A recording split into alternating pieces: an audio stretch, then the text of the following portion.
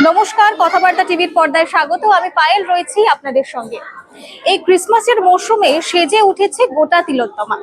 আর বিশেষত ভাবে আজকে কথাবার্তা টিভি পৌঁছে গেছে একটা নির্দিষ্ট জায়গায় টু সেলিব্রেট ক্রিসমাস। এবং আপনারা আমার আশেপাশের এই আমেজ দেখে বুঝতেই পারছেন যে এখানে কিন্তু খুব সুন্দর করে পরিস্থিতি এবং পরিবেশ সেজে উঠেছে। আমরা এই মুহূর্তে দাঁড়িয়ে রয়েছি বেহালা শিক্ষায়তন স্কুলে এবং এখানে একটা বিশিষ্ট অনুষ্ঠান আয়োজন করা হয়েছে স্কুল কর্তৃপক্ষের তরফ থেকে। এবং এখানে নানান ধরনের অ্যাট্রাকশন রয়েছে, একদিকে যেরকম গান, অপরদিকে বিভিন্ন ধরনের গেমস, তার পাশাপাশি নানান ধরনের বার্তালাপ। এবং এই সবকিছুর মধ্যে কি বার্তা এই বেহালা শিক্ষায়তন স্কুল দিতে চাইছে সেটা জেনে নেব এবং তার সঙ্গে এই ছোট্ট ছোট্ট আনন্দের কিছু মুহূর্তে সামিল হব এবং তুলে ধরবো আপনাদের সামনে। বেহালা শিক্ষায়তন স্কুলে জমজমাট পরিবেশ। আমি এই বছর বিশেষ আকর্ষণ সম্পর্কে জানবো এবং কি বার্তা বেহালা শিক্ষায়তন স্কুল দিচ্ছে ক্রিসমাসকে কেন্দ্র করে। এখানে বেহালা শিক্ষায়তন স্কুলে আমাদের চার্চ সার্ভিস হয় ঠিকই, কিন্তু এটা হচ্ছে বেহালা চার্চের মধ্যে দিয়ে হয়। আর এই বেহালা চার্চের মধ্যে দিয়ে আমরা ক্রিসমাস উপলক্ষে আমরা সকলকে এই বার্তা দিতে চাই যে প্রভু যিশুর জন্মদিন খুব আনন্দের একটা দিন এবং সকলেই এই উৎসবে, সারা পৃথিবীর লোক এই উৎসবে মাতে আনন্দ করে। কিন্তু ঈশ্বর প্রভু যিশু আজ থেকে 2025 বছর আগে তিনি এই পৃথিবীতে নেমে এসেছিলেন আর গোয়াল ঘরের মধ্যে দিয়ে তিনি পৃথিবীতে প্রবেশ করেন। কিন্তু আজও প্রভু সেই যিশু আজও আমাদের মাঝে আসতে চান, কিন্তু আগে এসেছিলেন গোয়াল ঘরে, এখন তিনি আর কোনো গোয়াল ঘরে আসতে চান না, এখন তিনি আসতে চান সরাসরি প্রত্যেকটা মানুষের হৃদয়ের ঘরে। আমি আজকের দিন, আজকে প্রভু যীশু খ্রিস্টের জন্মদিন, আজকের এই বিশেষ দিনে আমি একটাই বার্তা সকলের কাছে দিতে চাই। প্রভু যীশু আমাদের প্রত্যেক জনকে ভীষণই ভালোবাসেন আর তিনি আমাদেরকে নতুন জিনিস, নতুন ক্ষমতা দিয়েছেন, সেটা হচ্ছে পাপের ক্ষমা করা। আমরা শিখেছি কিভাবে ক্ষমা করা যায়। এই ক্ষমার মধ্যে দিয়ে আমরা জীবনে একটা শান্তি অনুভব করি। অনেক মানুষ আছে যারা অনেক বোঝ নিয়ে থাকে, ক্ষমা করতে পারে না। ক্ষমা না করার জন্য অনেক মানুষ আজকের ডিপ্রেশনে আছে, অনেক মানুষ তাদের জীবন অনেক আলাদা, তারা অনেক নিজেদেরকে দুঃখিত মনে করে।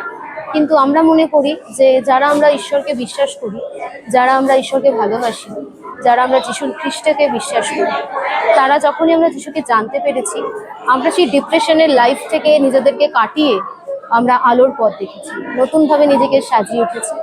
তার একমাত্র উদাহরণ আমি নিজে, কারণ আমি প্রভুতে আসা যিশুকে বিশ্বাস করার আগে শুধু স্ত্রীয়া ছিলাম, কিন্তু এখন আমি অ্যাডভোকেট স্ত্রীয়াও দিলাম। তো আমার এই আইন পথে, আইন জীবনে, আমার এই প্র্যাকটিসিং লাইফে ঈশ্বরের যে কতটা মিরাকেল, কতটা আশীর্বাদ রয়েছে সেটা আমি বোঝাতে পারবো না ভাষায়। তবে আমার একটাই বার্তা সকলের কাছে পৌঁছাই, যারা ডিপ্রেশনে আছে, যারা নিজেদেরকে মনে করছে যে জীবনে আর কিছু নেই, লাইফটা এখানেই বোধহয় শেষ, আমি তাদের প্রত্যেকজনকে বলবো এখানেই শেষ নয়। যদি মনে হয় যে লাইফ থেমে যাচ্ছে, ডিপ্রেশন আসছে, এই চ্যানেলের মাধ্যম দিয়ে আমাদের সাথে কন্ট্যাক্ট করতে পারেন। ডেফিনেটলি আপনাদেরকে আমরা সাহায্য করব, ঈশ্বরের আর শান্তি আপনাদের জীবনে আনার আমরা চেষ্টা করব। প্রভু যিশু যদি আজকে এই পৃথিবীতে জন্মগ্রহণ যদি না করতেন, আজকে আমরা ডিসেম্বর মাস, তার জন্মর মাস, আমরা চারিদিকে আমরা উৎসব করছি, পালন করছি তার জন্মদিনকে। আমরা আজকে 25 ডিসেম্বর আমরা গুড ফ্রাইডে বলে, বড়দিন বলে আমরা পালন করছি সে প্রভু যিশুর জন্মদিন। যে প্রভু যিশু কেন পৃথিবীতে এসেছিলেন, তিনি মানুষ রূপে গোয়াল ঘরে কেন জন্ম নিলেন?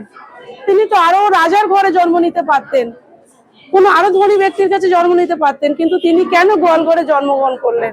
তিনি আমাদেরকে ভালোবেসেছিলেন, তার পরিত্রাণ দেওয়ার জন্যে গোয়াল ঘরে জন্ম নিলেন। আমি আমার জীবনের দুটো কথা বলতে চাই। যারা জগৎ থেকে আসে, ঈশ্বরকে গ্রহণ করে, তাদের জন্য এটা। অনেকে ভাবে যারা ধর্ম কেন চেঞ্জ করছে, ধর্ম জিনিসটা, আমরা কোনো ধর্ম চেঞ্জ করি না। আমরা মনোনীত হই, ঈশ্বর যাদের মনোনীত করে তারা ঈশ্বরের কাছে আসে।